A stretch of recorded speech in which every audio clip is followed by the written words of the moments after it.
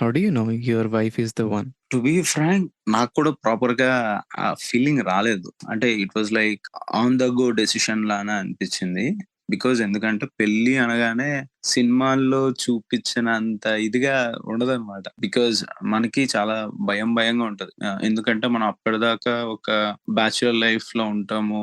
ఆ తర్వాత పెళ్లి అనేసరికి ఒక రెస్పాన్సిబిలిటీ, మనం ఇది క్యారీ చేయగలమా లేదా అన్న భయం వేస్తది కదా. సో టు బీ ఫ్రాంక్ నాకు పెళ్లి సెట్ అయిందన్న ఎక్సైట్మెంట్ కన్నా ఆ తర్వాత ఎలా ఉంటది ఏంటి ఆ భయం ఉండే అన్నమాట. సో పెళ్లి సెట్ అయ్యి పెళ్లి అయ్యాక నాకు నా వైఫ్ కి బాండింగ్ బాగా పెరిగింది. ఎందుకంటే it's like long distance right. నేను యుఎస్ నుంచి ఇండియా వెళ్ళి చూసి వచ్చాను. అండ్ దెన్ మళ్ళీ ఇక్కడికి వచ్చాక కన్ఫర్మ్ చేశాను. అండ్ దెన్ కన్ఫర్మేషన్ తాంబూలాలు మార్చుకోవడం అది ఉంటది కదా, యాహ్! అది చేసుకున్నారు. డైరెక్ట్ గా నేను పెళ్లికి వెళ్ళాను. So okay. ఈ లాంగ్ డిస్టెన్స్ వల్ల అంత ప్రాపర్ గా ఫార్మ్ అవ్వలేదు. సో పెళ్లయ్యాక you are like okay. She is the one అని అనిపించిందన్నమాట. రైట్. బికాజ్ అంటే పైన రాసి పెట్టుంటది అంటారు కదా, hmm. Marriage are hmm. Made in heaven అంటారు కదా. హ్మ్.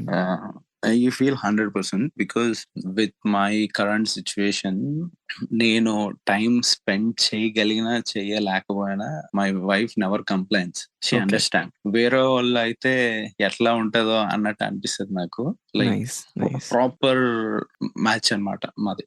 లైక్ హైలో ఉంటే తను బ్యాలెన్స్ చేస్తది, తను హైలో ఉంటే నేను బ్యాలెన్స్ చేస్తాను. I mean oh!